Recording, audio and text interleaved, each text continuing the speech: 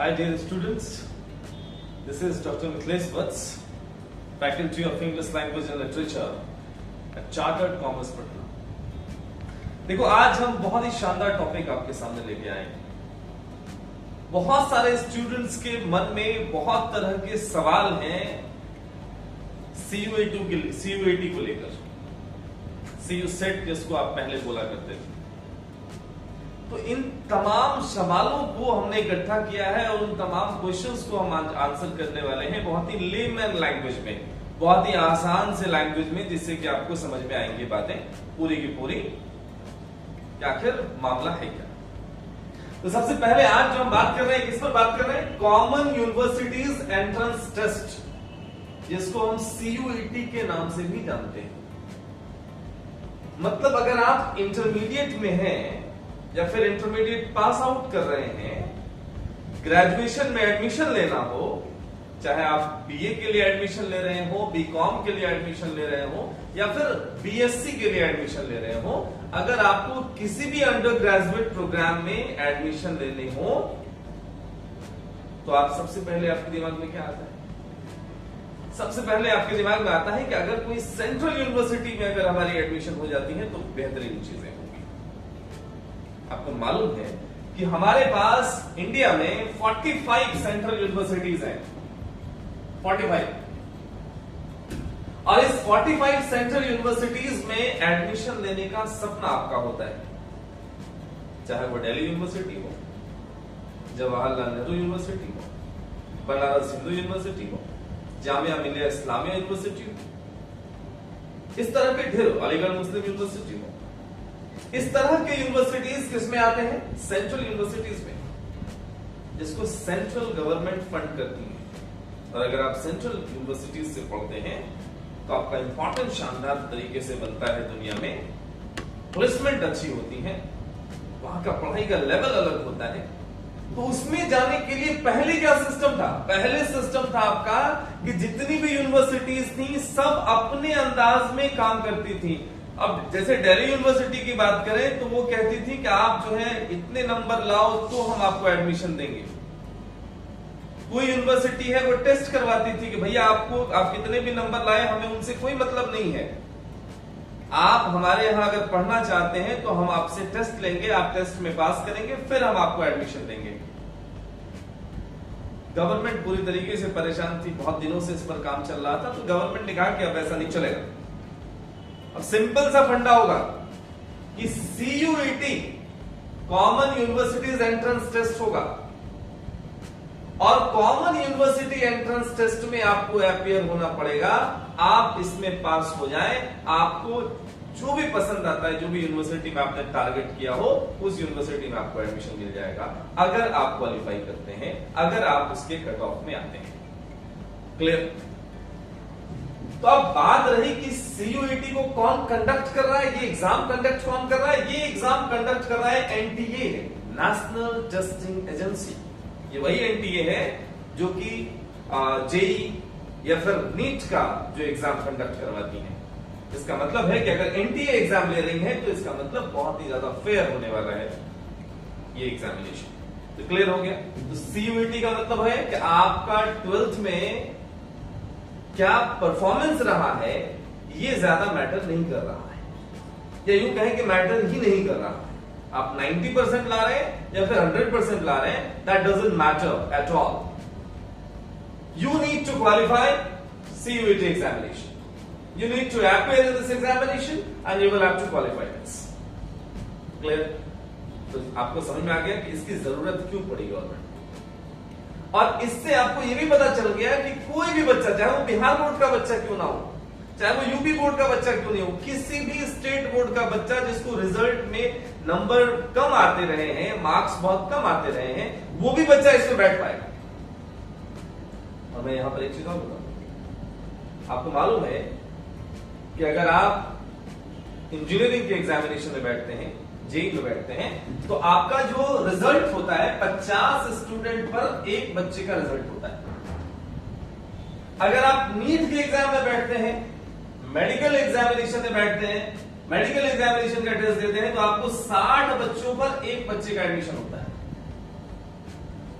और एनटीए का कहना है कि अगर आप सीयूईटी एग्जामिनेशन में बैठ रहे हैं तो यहां पर हमारा कॉन्सेप्ट है कि 5 में से 1 बच्चे का हम एडमिशन लेंगे।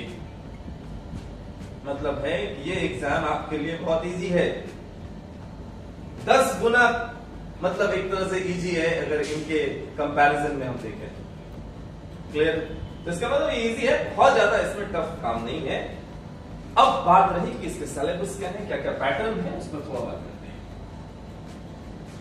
तो सबसे पहले अगर पैटर्न की बात करें, हमारे पास ये नेशनल टेस्टिंग एजेंसी का पेपर है, ऑफिशियल डॉक्यूमेंट है। इसके अकॉर्डिंग सिलेबस जो है वो हमारे 4 सेक्शन में बटे हैं। बेसिकली वो 3 है लेकिन उसको 4 हम लोग कहते हैं। कौन कौन से सेक्शन है? तो सबसे पहले सेक्शन 1, सेक्शन 1 का ए, ये आपका आता है लैंग्वेज सेक्शन। सेक्शन 1 का बी, ये भी आता है लैंग्वेज। क्लियर? ये पहला सेक्शन हो गया आपका, जिसमें 2 सेक्शन आ गए। नंबर 2, सेक्शन नंबर 2, और इसमें आता है आपका डोमेन स्पेसिफिक। आराम से बने रहिएगा, हम आपको सिंप्लिसिटी के साथ एकदम बता रहे हैं आपको। Domain specific subject. और तीसरा आपका हो गया जनरल एप्टीट्यूड टेस्ट या फिर जनरल टेस्ट। सॉरी, सेक्शन 3 आपका ये हो जाएगा। सेक्शन 3 और सेक्शन 3 में आपको एग्जाम देने हैं जनरल टेस्ट का। देखिए ध्यान से, हमारे पास 4 सेक्शन हो गए, इसको आप 2 मान के चलिए। ओवरऑल 4 सेक्शन हमारे पास है। लैंग्वेज का पेपर सेक्शन नंबर 1, लैंग्वेज का पेपर आपको फिर से सेक्शन नंबर बी, 1 का बी, डोमेन स्पेसिफिक और जनरल टेस्ट। पहली बात तो आप लैंग्वेज से हम लोग स्टार्ट करते हैं, फिर हम धीरे धीरे आते हैं। देखो, सबसे पहली बात है कि जब कोई भी कॉम्पिटिटिव एग्जाम जब भी आप देंगे तो आपको मालूम है कि लैंग्वेज को आपको फेस करना ही पड़ेगा, बगैर लैंग्वेज के काम चलेगा। तो लैंग्वेज स्पेसिफिक सिस्टम आपका जो है सेक्शन 1 का है, यहां पर आपको 13 लैंग्वेज के ऑप्शन मिलते हैं और बी में आपको 19 लैंग्वेज के ऑप्शन मिलते हैं। तो पहले हम ए को लेकर बात करेंगे, बी को हम फिर बाद में बताएंगे। अब सेक्शन ए जो है हमारा 1 का ए, जिसको हम लैंग्वेज सेक्शन कह रहे हैं, ये 13 लैंग्वेज को अपने आप में कंसिस्ट करता है। कहने का मतलब है कि अगर आप बिहार से हैं, उत्तर प्रदेश से हैं, मध्य प्रदेश से हैं, महाराष्ट्र से हैं, तो आपके लिए प्रेफरेबल लैंग्वेज कौन सी होगी? या तो आप हिंदी या फिर आप इंग्लिश। तो आप सीधा समझ लीजिए कि ये लैंग्वेज पेपर आपके लिए क्या है, हिंदी या इंग्लिश। ऑब्वियस सी बात है कि हिंदी आपका टफ पड़ेगा, इंग्लिश थोड़ा सा कहीं ना कहीं उसके कंपैरिजन में इजी पड़ने वाला है, तो मतलब आपका इंग्लिश। लैंग्वेज इधर जो है इसको आप फिलहाल छोड़ दें, ये उनके लिए है जो लैंग्वेज से ग्रेजुएशन करना चाहते हो। अगर आप फ्रेंच लैंग्वेज से ग्रेजुएशन करना चाहते हैं, आप जापानीज लैंग्वेज से ग्रेजुएशन करना चाहते हैं, तो ये उनके लिए है, तो इनको फिलहाल हम छोड़ के चलते हैं। क्लियर? दूसरा सेक्शन पे हम आते हैं, सेक्शन 2, डोमेन स्पेसिफिक, मतलब ऐसे सब्जेक्ट्स जिसको आपने क्लास 12th में पढ़ा है। अगर आप कॉमर्स बैकग्राउंड से हैं तो आपने पढ़ा है अकाउंट्स, आपने पढ़ा है बीएसटी बिजनेस स्टडीज, आपने पढ़ा है इकोनॉमिक्स, आपने पढ़ा होगा हो सकता है एंटरप्रेन्योरशिप।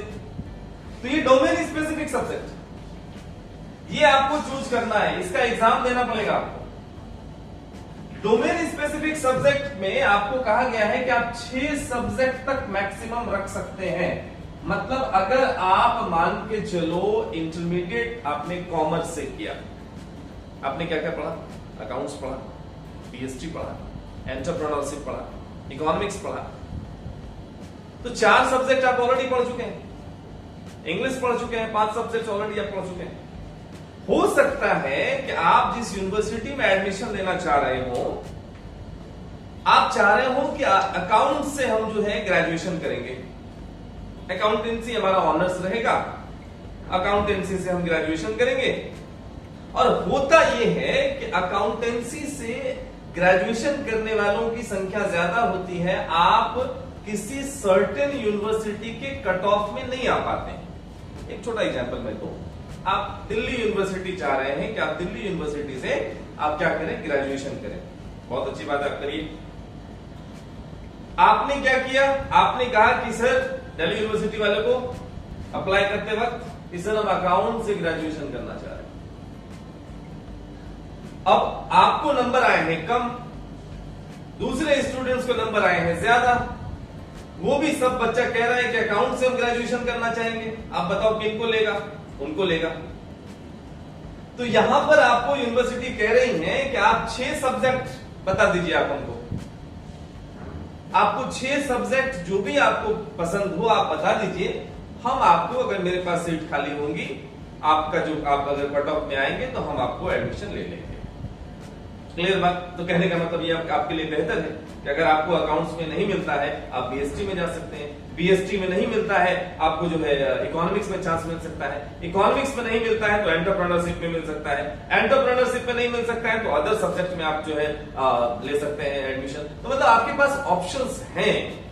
तो डोमेन स्पेसिफिक सब्जेक्ट आपको कितने हो गए, 6 सब्जेक्ट आप मैक्सिमम चूज कर सकते हैं और इन 6 सब्जेक्ट को लेकर यूनिवर्सिटी कॉन्शियस रहेगी।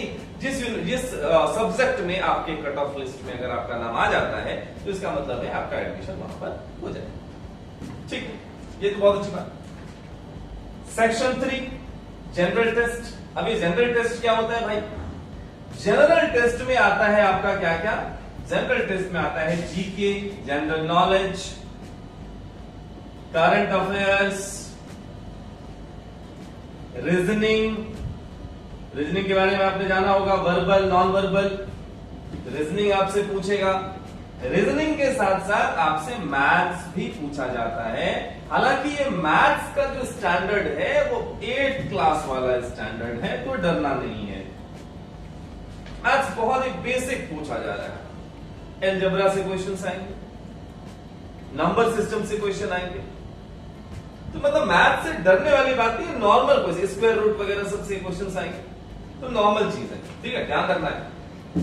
अब जरा ध्यान रखना है कि आपको मैंने सारे सेक्शंस बता दिए हैं। अब आप कहिएगा कि सर आपने कहा कि हम 6 सब्जेक्ट चूज कर सकते हैं। ठीक है, मान के चलिए हम कॉमर्स से हैं, 3 सब्जेक्ट हमारा ऑलरेडी पढ़ा हुआ है, हम 3 में तो एग्जाम दे सकते हैं। लेकिन अगर हमें हिस्ट्री रखने का मन होगा तो क्या करेंगे, आराम से रख सकते हैं। फिर आप पूछेंगे सर हमको हिस्ट्री में एग्जाम देना पड़ेगा, हिस्ट्री का तो मुझे कुछ नहीं आता है क्योंकि मैंने 12th हिस्ट्री से किया नहीं। कोई बात नहीं, आपको हिस्ट्री का एग्जाम नहीं देना। डोमेन स्पेसिफिक सब्जेक्ट में आपको क्या किया पता है, आपने जो पढ़ा है 12th में, 12th की बात कर रहा हूं, 11th में आप क्या पढ़े उससे कोई मतलब नहीं है। 12th में आपने जो पढ़ा है, जिस तरीके से आपने एनसीईआरटी को फॉलो किया है, सिर्फ उसी का काम है।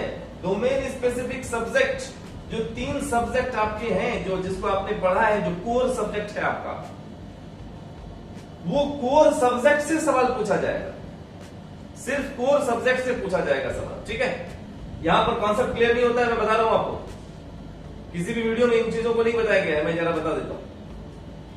डोमेन स्पेसिफिक सब्जेक्ट जो है उसमें आपको 6 सब्जेक्ट के ऑप्शन मिलते हैं कि आपको किसी भी सब्जेक्ट में एडमिशन मिल जाएगा अगर कट ऑफ में आप आ जाते हैं। लेकिन एग्जाम जो देना है आपको, जो आपने पढ़ा है 3 सब्जेक्ट, सिर्फ उसी का एग्जाम देना है, अलग से कुछ नहीं। क्लियर हो गया? चलिए, अब रही बात, ये लैंग्वेज कौन सा है सर, तो ये लैंग्वेज सर ये ऑप्शनल है सर, ये ऑप्शनल है।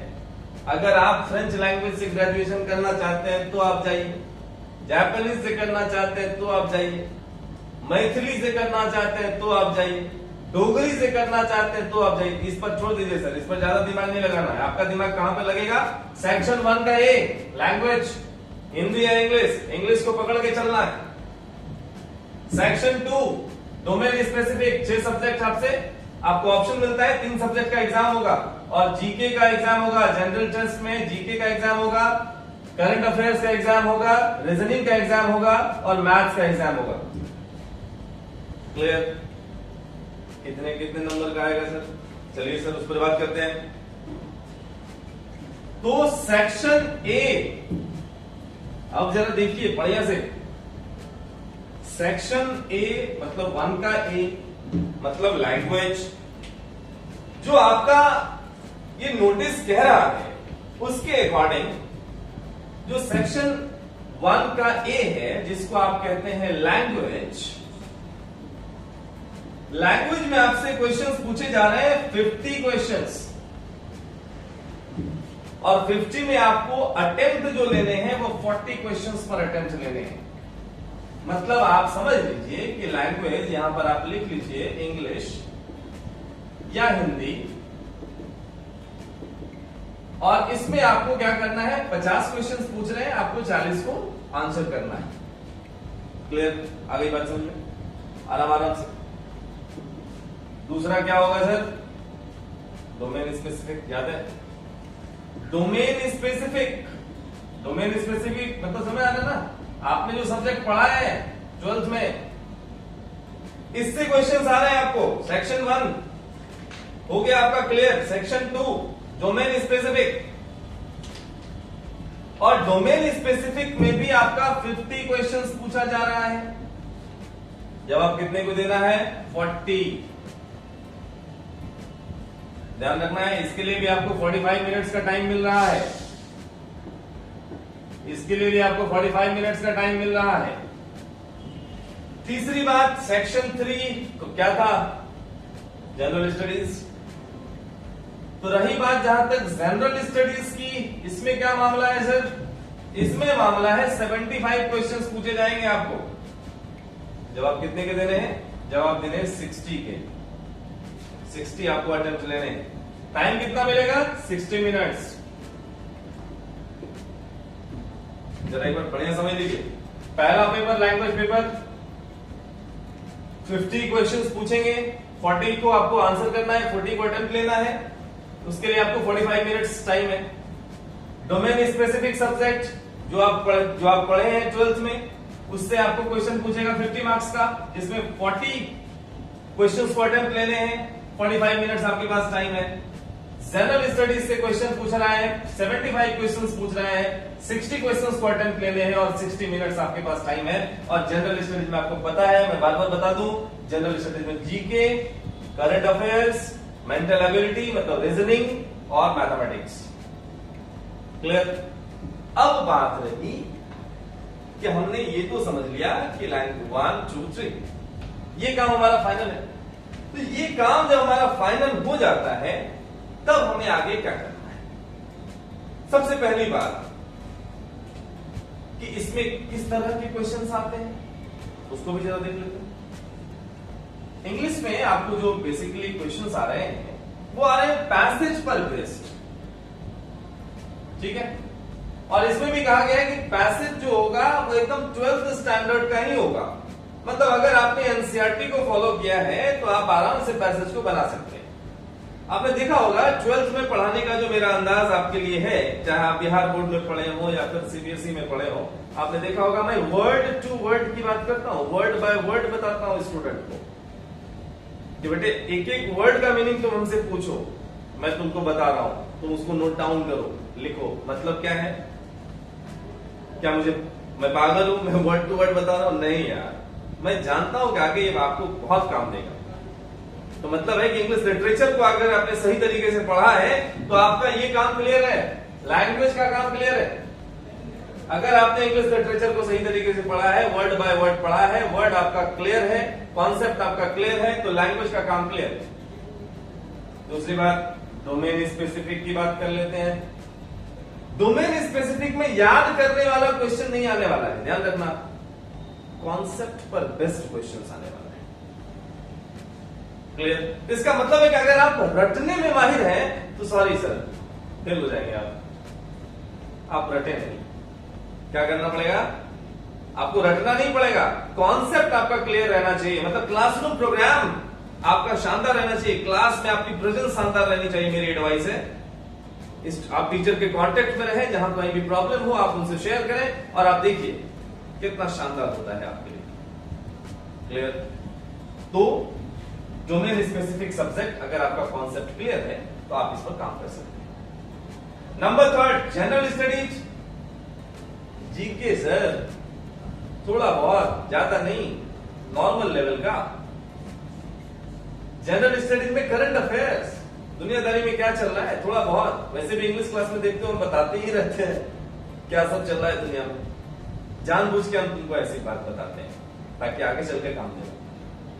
तो general knowledge, current affairs, maths जान रहे हो, मैथ्स का भी नॉर्मल लेवल है, क्लास 8 का लेवल है। रीजनिंग बेसिक लेवल है, वर्बल नॉन वर्बल, क्लियर। तो ये रहा आपका सिस्टम सीयूईटी का। ध्यान रखना बेटे कि स्टेट यूनिवर्सिटीज जितनी भी हैं, जो अच्छी अच्छी स्टेट यूनिवर्सिटीज हैं, वो भी इसमें आना चाह रही हैं, उनको भी गवर्नमेंट ने कह दिया कि आप भी आइए, कोई दिक्कत की बात नहीं है, आप भी इस बेसिस पर ले सकते हैं एग्जाम, ठीक है। दूसरी बात जो एक खास चीज है जो आपको समझना चाहिए, कभी भी किसी भी यूनिवर्सिटी में आप एडमिशन लेने की कोशिश करें तो आप उस यूनिवर्सिटी के रिक्वायरमेंट को अपने कोर्स के अकॉर्डिंग देख लेंगे। यूनिवर्सिटी के वेबसाइट पर जाकर उनकी नोटिफिकेशंस को देखकर आप देख लेंगे कि आखिर वो यूनिवर्सिटी क्या डिमांड कर रहा है। तो इसका मतलब है कि आप जानते हैं कि फॉर्म भरने का डेट आपको 2 तारीख से स्टार्ट है, 2 अप्रैल से स्टार्ट है, 2 अप्रैल से आपका ये फॉर्म भरने का डेट स्टार्ट है और ये चलेगा आपको कब तक, 30 अप्रैल तक, 30 अप्रैल 2022। तो 2 अप्रैल से 30 अप्रैल 2022 तक आपका ये फॉर्म चलेगा। तो आप जब फॉर्म फिल कर रहे होंगे तो उस समय थोड़ा ध्यान रखना है कि जिस यूनिवर्सिटी में हम एडमिशन ले रहे हैं उस यूनिवर्सिटी में उस कोर्स के लिए, जिस कोर्स के लिए आप चाह रहे हैं, उस कोर्स के लिए क्या सिस्टम है, क्या क्राइटेरिया है, एक बार आप उनको पढ़ लेंगे फिर फॉर्म भरेंगे तो ज्यादा अच्छा रहेगा, समझ भी बढ़ेगी और पता चलेगा कि वो यूनिवर्सिटी क्या डिमांड करती है। अब मैंने ऐसा क्यों कहा, उसके पीछे नहीं जाते। अगर आप उस पर्टिकुलर यूनिवर्सिटी के पर्टिकुलर कोर्स को लेकर आप नोटिफिकेशन पढ़ रहे हैं, हो सकता है वो यूनिवर्सिटी कहेगी हमको जनरल स्टडीज नहीं चाहिए, हमको जीएस में कोई इंटरेस्ट नहीं है भैया, हमको जीएस नहीं, जीएस जो बच्चा जानता है वो हमको नहीं चाहिए, क्या करोगे जीएस का एग्जाम दोगे, नहीं ना।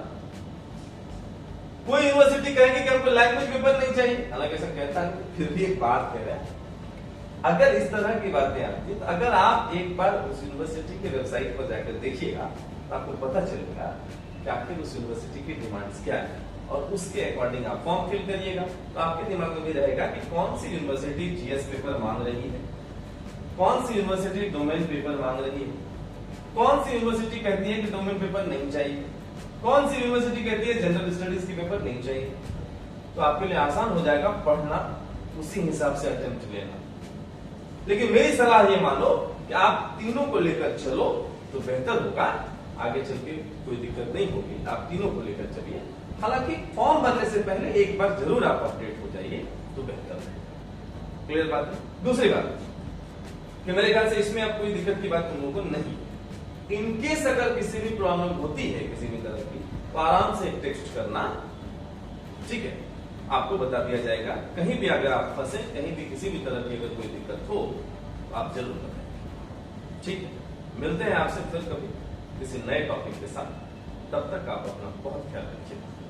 Thank you very much.